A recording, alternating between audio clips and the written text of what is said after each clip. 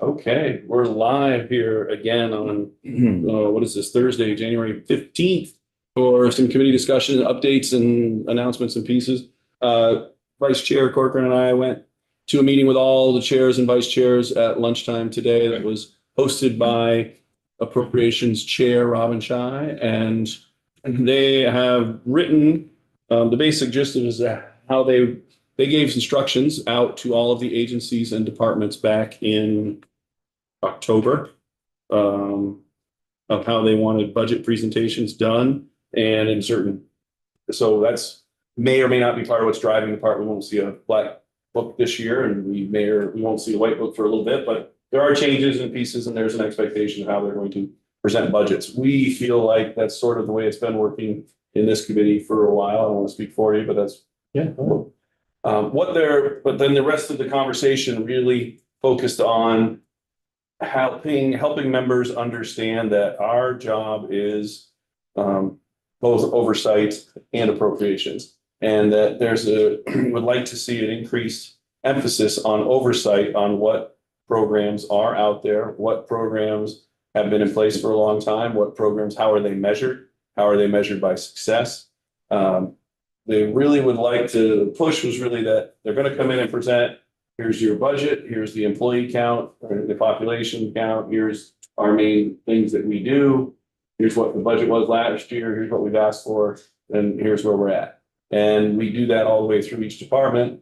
What they're looking for, what we're looking for is recognizing as our own branch, I guess, of government, that oversight and review is a big part of what we should be doing. And the feeling across the State House over the previous couple of years, there was an entire summer session around accountability and follow-up and oversight. And this is part of that follow-up from that, that we as committees need to dig harder and deeper into what our agencies are doing. And obviously in our case, we have two, both in terms of the Agency of Transportation and the Department of Motor Vehicles, and what all the programs are, why do we still keep them? Are we really clear on the objectives? What measurements do you use to make sure they're successful? Are we just putting money back into a program because we've always had this program? And perhaps should it have more money? Should it have less? And what would happen if we didn't have this money? What would happen? How else would you make up this process or activity? Should some of these be eliminated? Should they be combined? There is obviously an overtone of it's a short year for money, but that's not the only real driver here. There is a shortage of money, and we all know we have a transportation funding issue. But this is on the expense side of things. This is how they're spending their appropriation. But it's also about trying to be more independent as a branch that says, we appropriated it, you were expected to do things.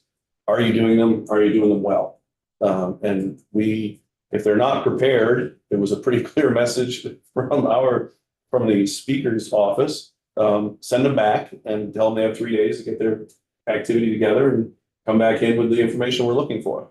They took a pretty hard stance on that. Now, whether that's workable on a day-to-day basis, and we have a pretty strong relationship with certain areas of the agency, and we have other areas that are more difficult.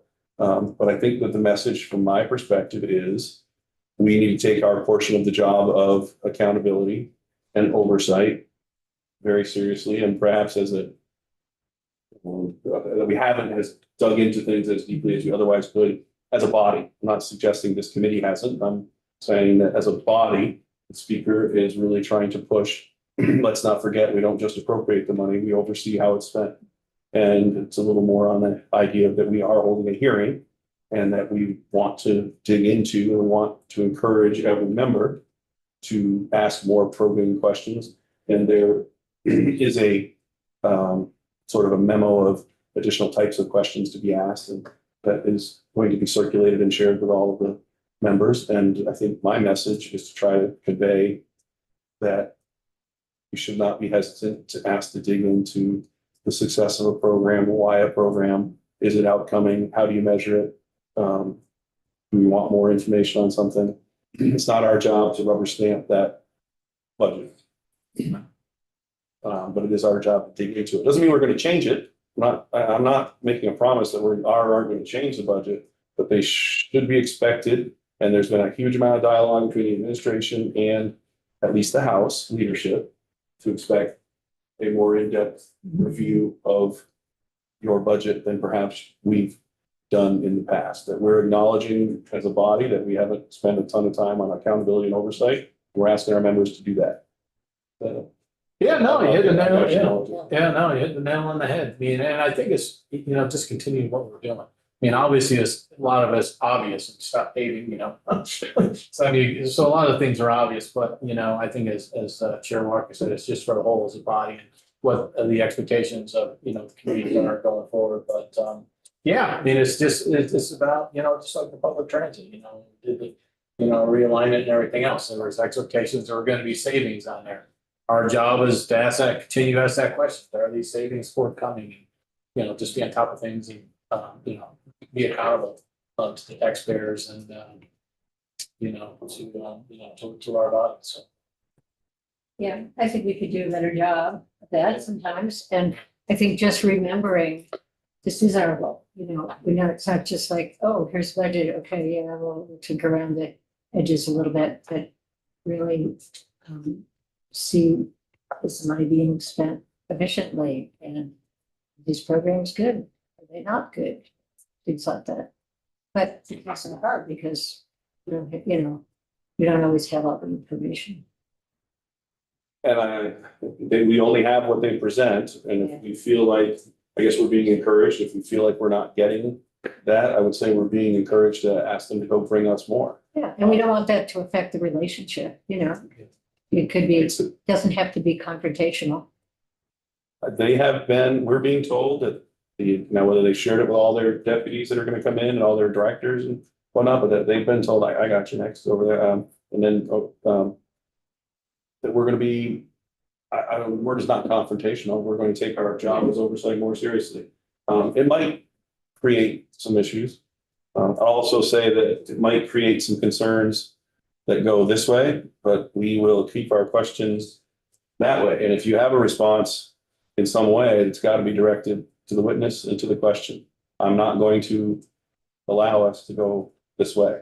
Some of these things could get controversial, and that's why I don't allow it on the fun things, because I don't want to allow it on the more difficult things. So I just making that expectation clear up front. If you have a problem with what's said, direct a new question at the witness, but you're not going to go back and forth across to each other. You're going to go there. I don't really feel like I guess I probably didn't need to say that, but I think everybody knows that.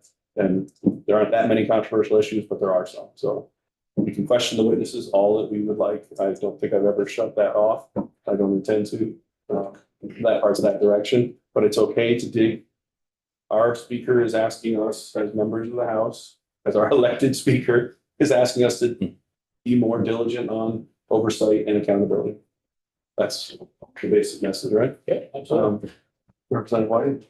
Yeah, I very much welcome this direction. I think, I look at the size of our state government, for example, and it feels pretty big given the size of our state and, knowing the financial pressures that so many, most Vermonters are under, it, just kind of reminds us that it is our job to make sure that these agencies are working efficiently and aren't just continuing to grow year over year. So I think we've had some different financial times in the past, but this is a different, we're in a different place. And my question, Chair, is when we start to look at the AOT budget,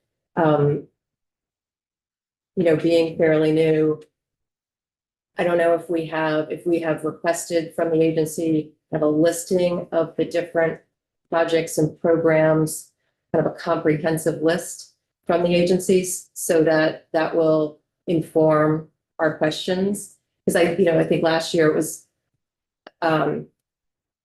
we're asking for this, it's a little bit higher than last year, it's a little bit lower, just, getting the detail and really understanding the detail is something that I'm still struggling with a little bit. Well, there is so much in that question. The way my mind goes to say is that I'm on my 5th year in this committee, and I think that I'm finally starting to get a handle of exactly how many different programs there are and how many different funding streams there are, and how it flows together. That that is incredibly difficult when you first start out. And of course, we have all the different columns of what's federal and what's T funds and what can be moved and what can't, and the amount of different grants and programs. It's amazing what we do ask the Department of the Agency of Transportation to get involved in. And they have so many different programs. And they have what, 1,100 employees? They're the second highest employment of any of the departments in the state after Human Services, I believe, and Agency of Transportation is second. And we haven't probably necessarily dug into that but that white book is also every single program is in that white book and understanding how it works. So those are tough. There has been communication back and forth between the agency and that you're going to get in a forwarded email with the instructions that went to the directors or the agency heads, secretaries, and you're going to get the suggested kind of question and checklist that was updated after today's meeting. That's going to come out to you guys in the next couple of weeks. So I'm not sure that I can answer your question other than only having been here a little while, do I start to realize the places they hide money? I don't want to put that online. I think I have to come offline and say some of these comments. Conversion, carry forwards bother me. Yeah, Projects, look, the nature of the business is approvals and then delays. And what we approved for money this year ended up not getting spent for 2 and 3 and 4 years. Well, new money has come in and that creates there are a lot of places in $1 billion, $900 million plus budget. And there's so many working parts and there's so many rolling projects. Oh, yeah, and when you bid them and, all that stuff, but, absolutely. But another thing we could probably really maybe delve into too is looking at the aggregate bids. Now you're talking about the over-unders and see the cause of it, by America. And that was a major concern with AOT and the things that we have to buy. What's that doing to, the projects in these bids, but, maybe we put that on our, schedule sometime to really delve into that, because I don't think we really, sort of gloss over a little bit some of that, There are a lot of directions. But yeah, there's just so many you could go in. Yes, I agree. And those are things that it's amazing how much money there is. I want to be careful about how I say it. But there's a lot that goes on and you obviously see there's so many different programs. I'm not sure that I spoke to your question, but the format will be very similar in terms of the tabs. This is the administration. This is the project and planning. This is aviation. This is rail. This is highway. These are bridges. This is town highway money. And that's the tie-in will go and the presentations will tie per tab. This will be this week was pretty light. Last week, next week we will start in on the budget address on Tuesday. We won't meet. And then we will start with the secretary's address. Did that get finalized yet on whether we're doing that together? We're doing it through Zoom. So we'll be meeting with Senate Transportation, but we won't be meeting as a joint, Okay. we'll meet through Zoom. Yeah. So we'll get the secretary's address, sort of his presentation of the entire budget, and then it'll be department head, and the days will be much more full than they are right now. That's your sort of, we will go all the way through the entire budget, and with this instruction, I expect it to take longer. It'd be fair to say that we're expecting, and we're gonna have to do a way of making sure that the questions that, there were 3 or 4 things today that were thrown out as please follow up with. We don't necessarily do a great job of having those on a parking lot somewhere that says, hey, somebody owes us some additional information. yeah. It's something we could get better at, as a group. But it will go through basically the 15 different sections of that white book in effect, and all the money that is put in there in each piece. Totally unrelated side note, mentioning aviation. There will be an aviation day in the State House at some point this session. They'll have the card room or some other part. There'll be people from various airports, various different groups. We'll have testimony in here that day all about aviation. They'll have some aviation activity, what's going on in commerce. We'll have testimony. It'll be a whole aviation day that's sort of like you see in the building at times. There's a theme. They'll have a reception of some sort or whatever they're planning to get put together, and we'll spending a big chunk of time on aviation. And some of you have airports in your area that probably be asked about, some of your constituents coming to testify. That there was a lot of work on aviation that's happened, and then there's been some perceptions that came out of that. There's a lot of people that want to speak, and they're in a huge finishing of the aviation, updating of the aviation plan for the state. So anyway, that's all going to come together. But back to the budget, I do want to mention that was going on. I don't have a date for it yet. If you're up. Yeah, I think that, it doesn't have to be confrontational at all. In fact, I think it can be, build our relationship. So a good example today was with Ross and the, consolidation, the transfer from Green Mountain Transit to Tri Valley Transit and, if it was just Ross, he would be telling us, how good things are going. And, we'd be like, I wonder how good it's really going. We don't really know. But by having other people, by having the constituents who are being affected, here. So it's important that we do that as we're talking about different programs, get the people that know the most, how is this program going, And I think that I came into the session with a couple of questions about, last year, hey, what's happening with this? This was supposed to happen. Is it happening? And so it's important for us to listen to what the constituents are saying and as to whether the program's as effective as it could be, or the resources are being put into it as we might have expected based on the budget. But I think this is great, and I don't think it has to be confrontational. I think it can be reinforcing for everybody. I mean, I was come in here saying, all these people are trying to do the best job they possibly can, right? In their situation, so. Good. Representative Clark? I think you're next. Yeah, yeah, okay. So, for the most part, I think we kind of sort of follow that already. I think one of the ones is, I think most of us, Representative Corcoran probably the most, like the maintenance budget, like what's in there, how do they use it, when do they use it?